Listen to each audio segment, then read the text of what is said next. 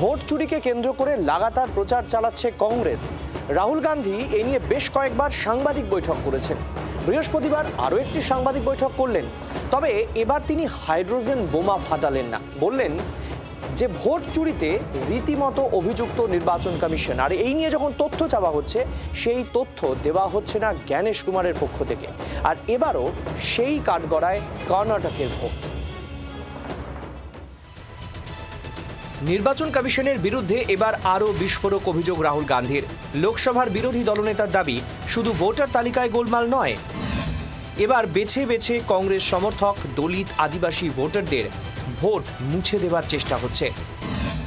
আর সেই কাজটা করা হচ্ছে সংগঠিতভাবে কিছু সংস্থা ও কল সেন্টারের মাধ্যমে। Systematically targeting millions of voters for deletion across India. Different communities, mainly communities that are voting for the opposition, Dalits, Adivasis, minorities, OBCs are specifically targeted. Now we found 100% proof of it. Somebody tried to delete 6,018 votes. উদাহরণ হিসেবে রাহুল কর্ণাটকের আলিন্দ বিধানসভা কেন্দ্রের কথা জানান। ওই কেন্দ্রের 6,018 জন ভোটারের নাম বাদ দেওয়ার চেষ্টা হয়েছে বলে দাবি করেন রাহুল।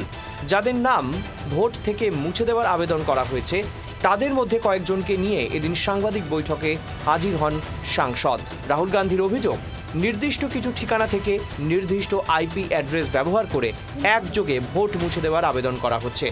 এ বিষয়ে আরও তদন্তের জন্য কর্ণাটকের সিআইডি আরও তথ্য চেয়েছিল নির্বাচন কমিশনের কাছে, কিন্তু জ্ঞানেশ কুমারের কমিশন সেই তথ্য দেয়নি। Please provide this information. And the CC of Karnataka multiple times asks the Election Commission. No answer. Now this is absolute solid proof that Gnyanesh Kumar is protecting the people who are doing this. যদিও কংগ্রেস নেতার যাবতীয় দাবি উড়িয়েছে নির্বাচন commission. বৃহস্পতিবার commission জানায়, সাংবাদিক সম্মেলনে তোলা রাহুল গান্ধীর সমস্ত অভিযোগ ভুল ও ভিত্তিহীন। একই সঙ্গে কমিশনের তরফে জানানো হয়, কেউ অনলাইনে কোনো ভোটারের নাম মুছে ফেলতে পারে না। जनता को गुमराह किया जाए और जिस तरह से बांग्लादेश नेपाल में स्थिति बनती है वैसे झूठ बोल बोल के वहां पे स्थिति पैदा कर दो देश में। जब जब राहुल गांधी जी आरोप लगाया और उसके कोर्ट गए तो बार बार इनको मुंह की खानी पड़ी, कभी माफी मांगनी पड़ी तो कभी कोर्ट की लताड़ खानी पड़ी। तो क्या इसी डर से राहुल गांधी जी शपथ पत्र नहीं दे रहे हैं? রাহুল বিহারের ভোটার অধিকার যাত্রা থেকে ঘোষণা করেছিলেন ভোট চুরি নিয়ে এবার হাইড্রোজেন বোমা ফাটাবেন, কিন্তু এদিনের সাংবাদিক বৈঠকের বিস্ফোরক অভিযোগগুলিকে হাইড্রোজেন বোমা বলতে নারাজ রাহুল গান্ধী। বিরোধী দলনেতার ইঙ্গিত, হাইড্রোজেন বোমা আরও ভয়ঙ্কর হবে। ব্যুরো রিপোর্ট, জি24 ঘন্টা।